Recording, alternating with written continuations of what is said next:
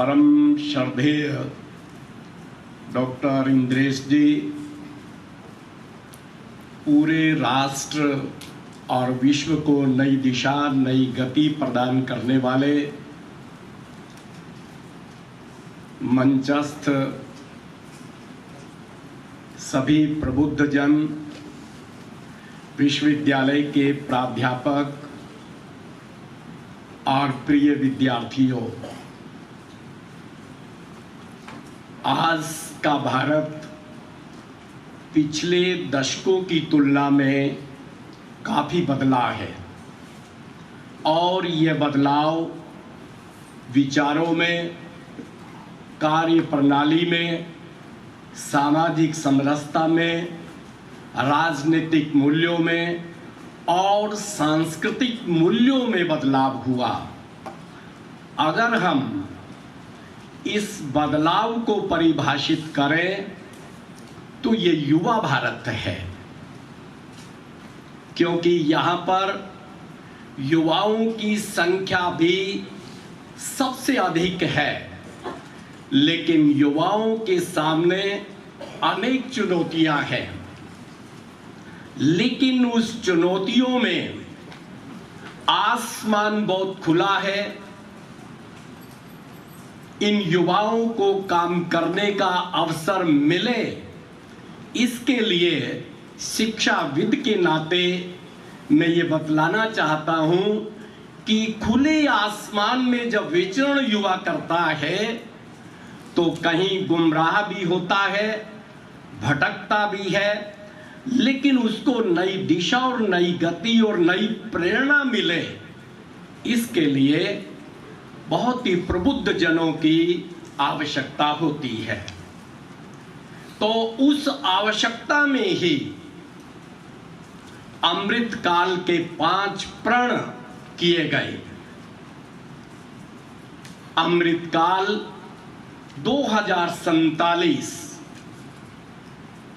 जो आज का विषय भी है, भारत को पूर्ण रूप से विकसित करना, दिव्य भारत, अतुल्य भारत, श्रेष्ठ भारत, ये कोई नया नहीं है।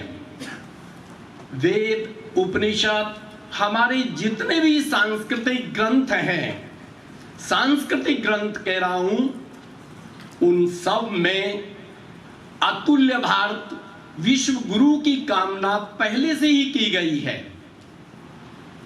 वेद प्रामाणिक हैं, लेकिन आज पंच प्रण पर जो कार्य हो रहा है, ये पुनरावृत्ति श्रेष्ठ भारत, अतुल्य भारत और दिव्य भारत के लिए है।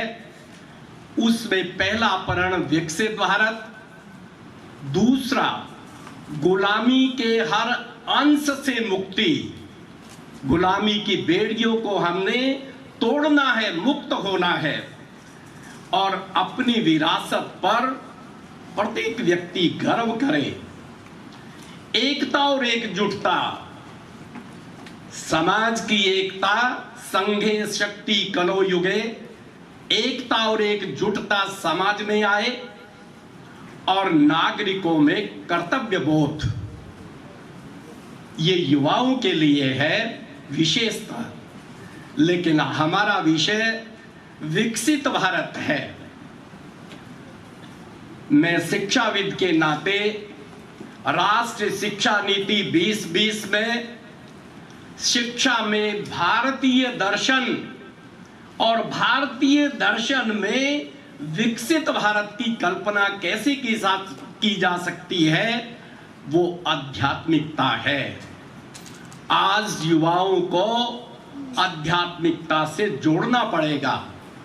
जब वो आध्यात्मिकता से जुड़ेंगे, उनके अंदर आत्मविश्वास पैदा होगा।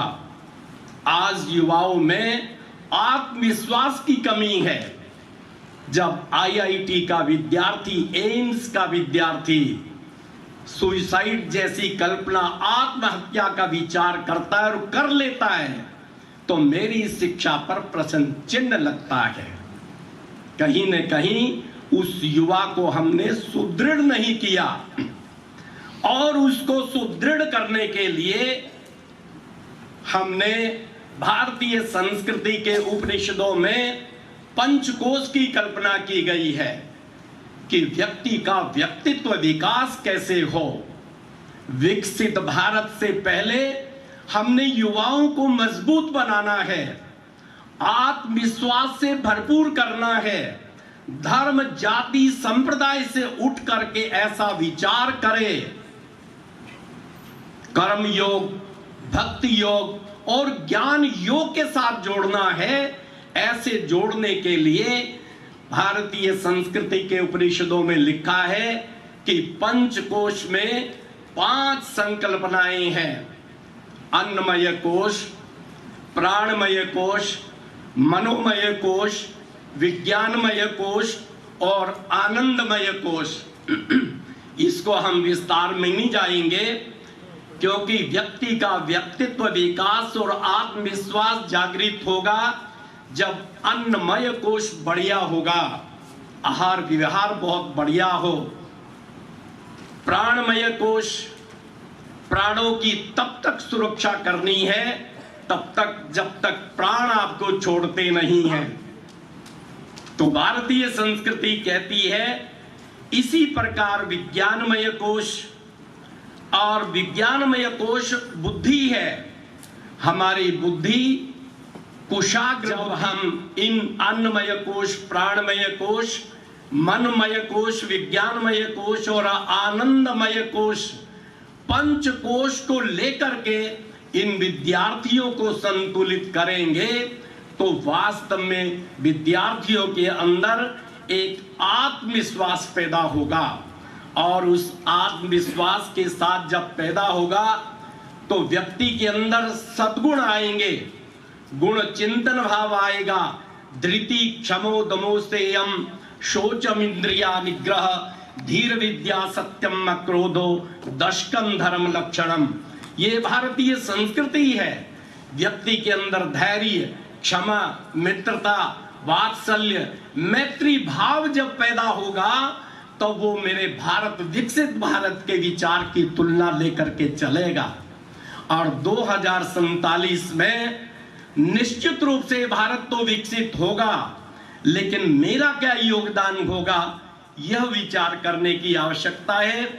लेकिन शास्त्र में भी कहा है जब व्यक्ति मन भाव से शुद्ध होता है, श्रद्धावान लभते ज्ञानम, श्रद्धा से ज्ञान प्राप्त होगा, नम्रता से मान पैदा होगा, योग्यता से स्थान मिलेगा, और तीनों ही अगर मिल जाएं तो उससे प्रत्येक व्यक्ति का सम्मान बढ़ेगा।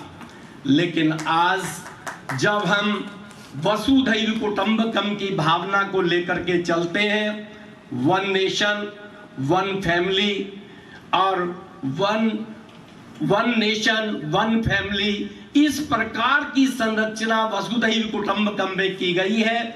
लेकिन अगर हम विचार करें तो आज 1 पर्सन और 1 फैमिली, संयुक्त परिवारों की कल्पना का विघटन हो रहा है, जिसको हम सामाजिक विघटन मानेंगे। तो वसुधैव कुटुंबकम की भावना जो है वो परिवारों को जोड़ने का कार्य करती है। भारतीय संस्कृति वास्तव में जोड़ने का कार्य करती है, तोड़ने का कार्य नहीं करती है। भारतीय ज्ञान परंपरा प्रत्येक व्यक्ति को अच्छी दिशा प्रदान करती है, और विद्या भी सा विद्या या विमुक्तये, विद्या श्रेष्ठ वही है जो व्यक्ति को सब प्रकार की भावनाओं से मुक्ति दिला देती है। तो मैं ज्यादा ना कहते हुए हमारा 30 मार्च से नव संवत्सर शुरू हो रहा है, उसकी 9 वर्ष की बधाई देता हूं, और उस पर आप 2 संकल्प करें। पहला संकल्प कि हमने विकसित भारत के लिए अपना क्या योगदान होगा, और दूसरा संकल्प कि मैं पंचकोश के आधार पर अपने आप को आत्मविश्वास के साथ लेकर के चलूंगा। तो मैं पुनः हमारे युवाओं पर मुझे नाज है, गर्व है, और ये विद्यार्थी इस प्रकार के भाव को लेकर के चलेंगे। जैसे गांव की परंपरा थी, पहले गांव आत्मनिर्भर थे। किसी भी प्रकार की खान पान की, रहन सहन की, कानून की व्यवस्था भी गांव संपूर्ण व्यक्ति बैठ करके उस सारे कार्य को करते थे। उसको हम आत्मनिर्भर गांव कहते थे। गांव से जैसे व्यक्तियों से मिलने से परिवार बनता है, परिवार से समाज बनता है, समाज से गांव, गांव से शहर, शहर से महानगर और महानगर से राष्ट्र बनता है। तो इस प्रकार की कड़ी को जोड़ करके जब हम सब मिलजुल करके इस राष्ट्र के बारे में चिंतन करेंगे, वास्तव में ये बदलाव निश्चित रूप से आएगा। और मैं मानता हूं कि ये युवा केवल भारत को नहीं, पूरी दुनिया को नई दिशा, नई गति और नई प्रेरणा प्रदान कर सकते हैं। मैं कविता की पंक्तियों के साथ समापन कर रहा हूं। सारे जग का राज संभालो, सारे जग का राज संभालो और सोने का ताज संभालो। मैं भी मन की बात कह सकूं, मैं भी मन की बात कह सकूं, इतना तो अधिकार मुझे दो। मानव हूं, मानवता का प्यार मुझे दो। ये मंदिर मस्जिद गुरुद्वारे, ये मंदिर मस्जिद गुरुद्वारे सब तेरे ही बने सहारे। मेरा मन भी सब बने सुपावन, इतना तो मनुहार मुझे दो। मानव हूं, मानवता का प्यार मुझे दो। जबकि सारी वसुधा तेरी, जबकि सारी वसुधा तेरी, यह केसर की क्यारी तेरी। मैं भी अपने पांव पसारूं, मैं भी अपने पांव पसारूं, इतना तो आधार मुझे दो। मानव हूं, मानवता का प्यार मुझे दो, मानवता का प्यार मुझे दो। तो आज पूरे राष्ट्र में मानव प्रेम की आवश्यकता है।